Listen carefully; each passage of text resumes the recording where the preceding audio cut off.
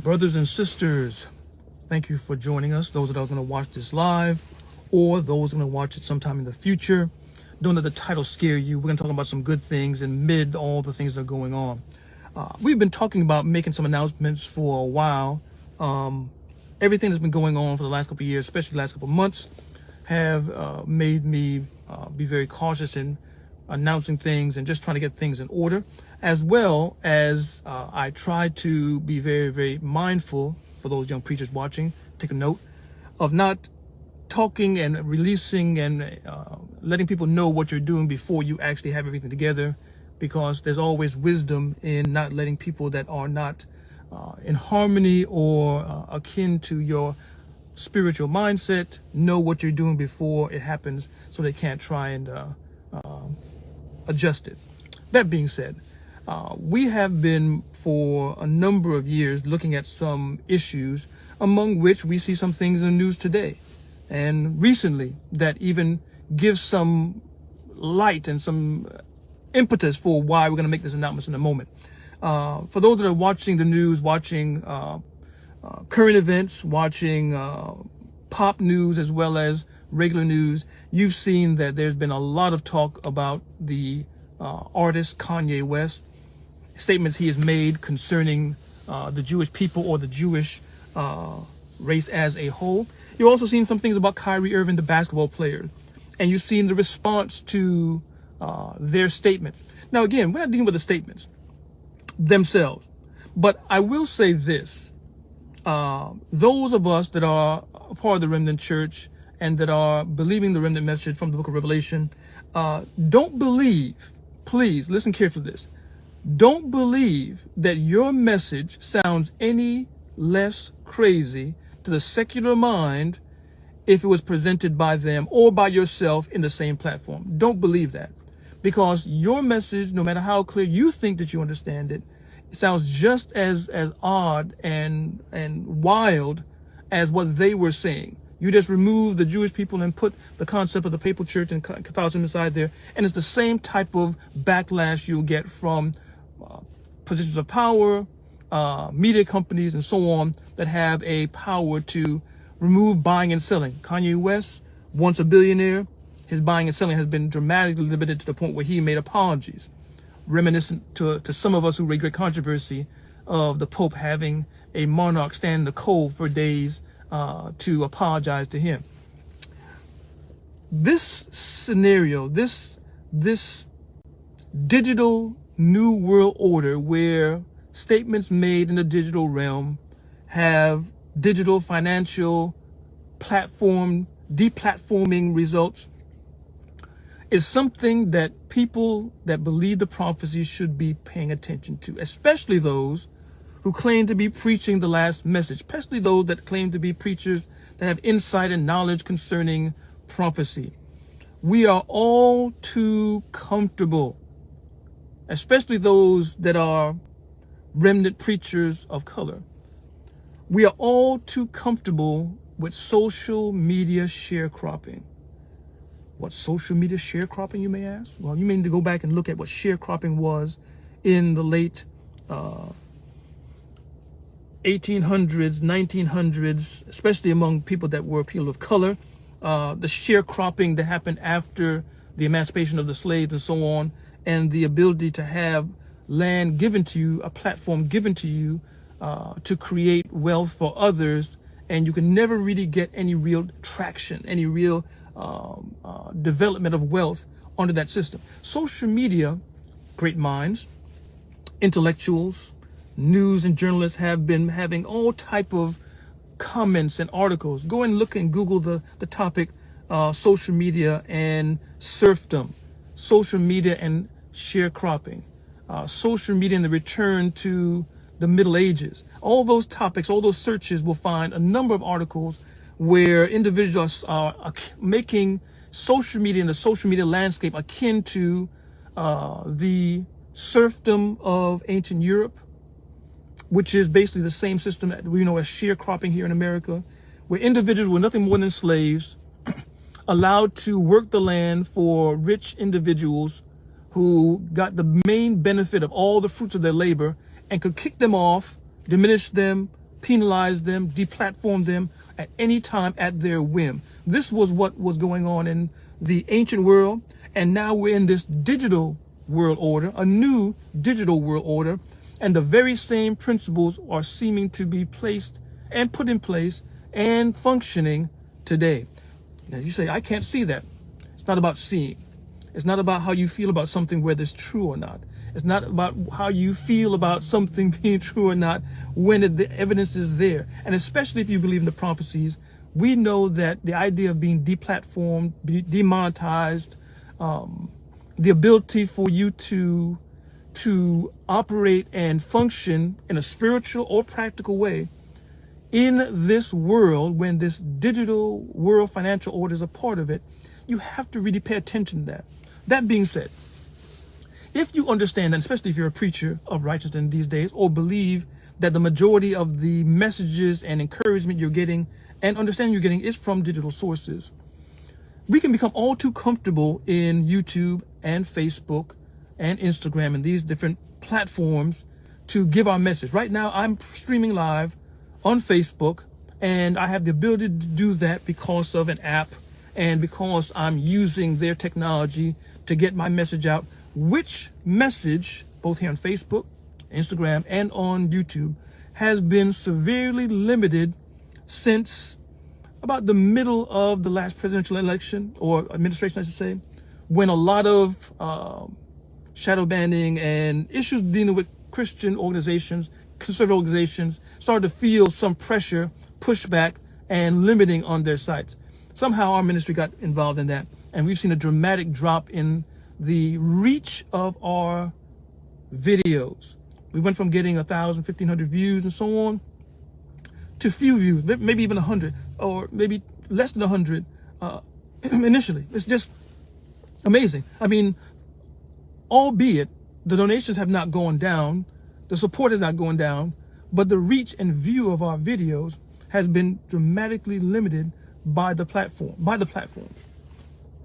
That being said, and the stewardship that we have as not only stewardship of the message, but also of the evangelism that's connected with these messages, we have to, as Adventist ministers, not become comfortable on these platforms. Some might say, well, what else shall we do? You know, the people that are conference-minded, the people that are non-conference-minded, both, though they may not tell you openly and on social media, they both know that they're not going to get too much support from the conference.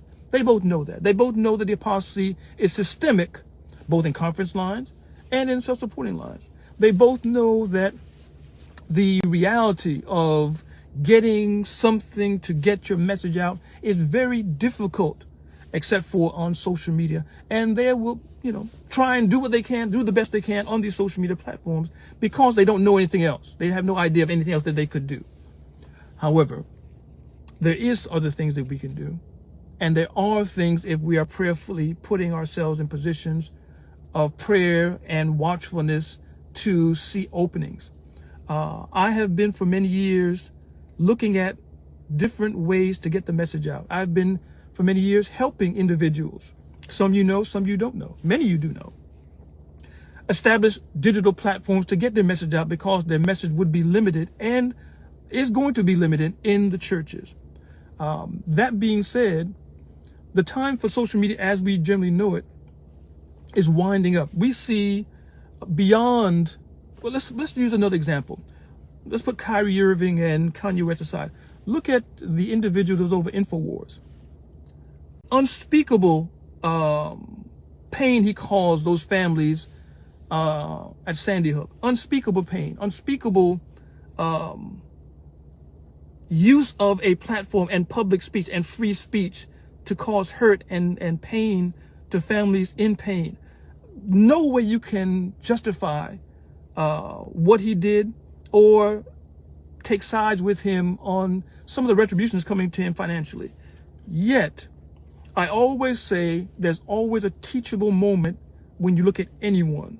And when you look at what happened with him before the whole Sandy Hook thing, when he first started to get a lot of different negative press for saying things that were bizarre, because he had his platform or his videos and so on. He had his own media studio. He had his own company per se, and he had already established his YouTube, let's say his website and his app, or a digital website that you can download from app stores. He had already done this. It could be downloaded from his website. It could be downloaded from the Apple Store. It could be downloaded from Google Play. When he started to get bad media coverage and they started to say they were going to deplatform him, take him off social media, take him off Instagram and Facebook and so on, he was able to leverage the negative press, because the conspiracy theorist mindset is, this is just the system coming against us, we didn't do anything wrong, so on and so forth. And he was able to get incredible downloads of his app, and he actually did better financially by being deplatformed and being maligned in the press than could ever have been thought. He was able to leverage the outrage and the animus against him for things that he had said and done, and rally the troops around him. It's just like today, you have ministers claiming to preach present truth, and they're going from one wife to another, having spiritual ties with women and having relationships with women here, there, wives chasing them down, beating up wives. It's incredible. One pastor used to say back in the day, good preaching covers a multitude of sins. Sins indeed.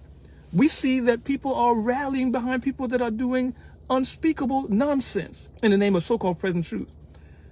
And why? Because people will follow. But why am I saying all this? Where am I going with that?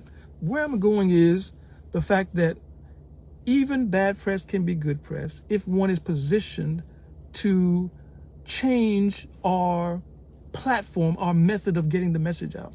Let me be more specific. What InfoWars did was get involved in developing an app early on. An app is basically the same thing you're watching Facebook on, many of us. If you're watching on a mobile device, except for if you're on a PC, if you're watching on a mobile device, you do download an app from the Google Store, from the Apple Store. You downloaded that app, and you're using Facebook's app to connect with me because I'm on Facebook. And I do these lives through this Facebook. I'm doing that right now. Why can't I have my own app? Why can't you have your own app? Now, of course, there's a cost involved, mind you, and some may not have the platform financially to do so, but why can't you have your own app? What's the benefit of having an app? An app means that I don't have to actually have YouTube allow me to have people that subscribe to my channel see me. I don't have to beg Facebook to, not limit my stuff. I don't have to beg them to share crop. I have my own app, and people can download my app and connect directly with me. Now, to do that, I need to have what's called a back end, because YouTube and Facebook put my media up and they hold this data up there and they stream it for me and stuff like that. People click it. They take care of all of that. But why can't you get your own back end? Why not? Why can't you get your own back? Why can't you get a data company to do it for you? It's out there. Why not? And connect the two together. Why not? We'd like to announce that we have signed a contract with 2 firms out of Atlanta by which we're able to take all our media down off of YouTube, put it in a streaming format, and repost it just like it is on YouTube, but on our own server that belongs to the people, that belongs to those that believe in present truth, believe in the remnant message. We have already done that. The data has been downloaded off of YouTube. It's been reformatted for a streaming format. It's been, if not completely uploaded on a new server that is basically our server that has no monitoring, no vetting. I can talk about vaccines, Vaticans. I can talk about anything I want without being monitored, without being deplatformed, without being demonetized, without being dispossessed of the hard work in sharing and getting and building a platform that I've been doing for decades. I can do that now. And also I have the second company again is developing an app. Thank God for Adventist friends that I've known for over 20 years that were positioned in certain meetings and heard certain things and were privy to certain things. And immediately the Lord put me on their mind, and they connected me to get this ball rolling, so that I can not be based or relying upon Facebook for anything. As a matter of fact, the company that I'm actually going to be working with, and this is a stopgap before really doing something where we completely own the data center and everything ourselves. But this company is not only going to provide a back end and have all our stuff on a server that won't go down, a server that will stream with sub-zero latency. What's sub-zero latency? You click on a live program, you click on a streaming program, that little circle you see, that little lag, that's called latency. That's called latency. When you click on something and it does not even lag at all, in Africa, in Asia, and so on, that's called sub-zero latency. This is one of the top 50 companies for streaming in the world.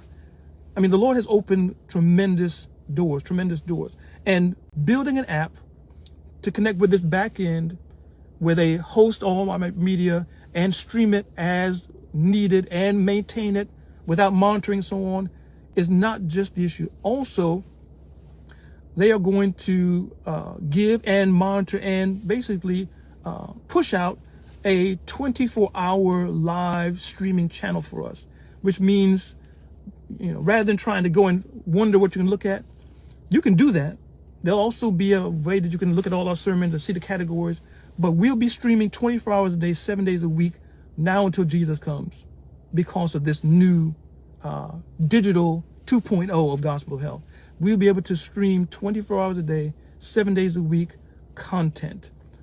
We're actively planning and putting together new content. One of the reasons why, for those that have been watching my streams the last couple of days and so on, you say, man, Cover's been playing all these sermons from 2 years ago, so on. We enjoy them. They're great. They seem like they preach today, but why?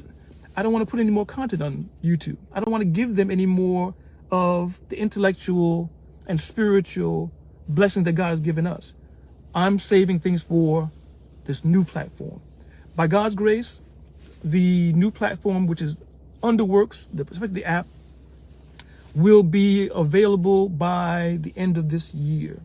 I plan, prayerfully, God helping us, to announce it launching by the first of the year, to be on Google Play and the Apple Store, where you can download a Gospel of Health app in North America, in Europe, in Canada. I'm not sure if I'll do anything farther than that starting out. And prayerfully, the Apple Store will be shortly behind it, because Apple takes a little bit longer to get everything together. But by the first of the year, this will be up and it will be available to everyone. The app will be free. There'll be no cost to download the app. If you choose to subscribe and help us in developing content, developing a media center that can do much more than we've done before, establish a staff to help with this. If you subscribe, a yearly subscription costs maybe about $50. What's that? $3.40, $4 a month, $50 for a year. With that cost, I'm pretty sure on that cost, with that subscription, you're going to have special content where some of our classes, some of our health demonstrations, some of our teaching, natural remedies and so on, those type of teaching, demonstration kind of classes and so on, cooking, those things will be special content that's only for those that subscribe. If you're a supporter, if you financially support Gospel of Health, you are subscribed. But if you aren't, you can easily subscribe and help us. You don't have to be a supporter monthly. One time, 1 year subscription, boom, you're in. You may want to subscribe and be a supporter. However you want to do it, the app is free. The gospel is free. It's going free just as it always has. The special content is just for helping us create something bigger. We're starting with one streaming channel, 24 hours a day, 7 days a week, and possibly a 24/7 also radio station, because it's just the same thing. However, as it grows, as God helps us, it very well may be 2, 3, 4. The gentleman that had the company wanted me to do 4 or 5 stations, because he said, I have so much content, I could easily do 4 or 5 stations because no one else has the amount of content that we have, because we've been doing this for like 12 years or more. And he is doing platforms for some large remnant ministries. So it's not like, it's something just new to, no, it's not new to us. It's there's people out there that use this company that are much, much larger ministries than us. However, God has opened doors. That being said, keep us in prayer. If you want to download that stuff from YouTube, feel free to do it. But eventually the YouTube stuff will possibly go dark. Facebook stuff will possibly go dark. But we'll be streaming to YouTube and Facebook 24/7, as well as on our website, and also on the app. So these 4 locations: YouTube, Facebook, our website, and the app. We might even do Instagram. We're going to stream out our channel, but it's going to be telling people to get our app and get off of social media. Many people are already leaving social media. Ministers that are watching this, young ministers, old ministers, people that, believe in what I'm doing, people that don't, people that secretly do but don't, whatever category you fall into, it's time to not be cautious about so many things and not social media. Your site can go down like that.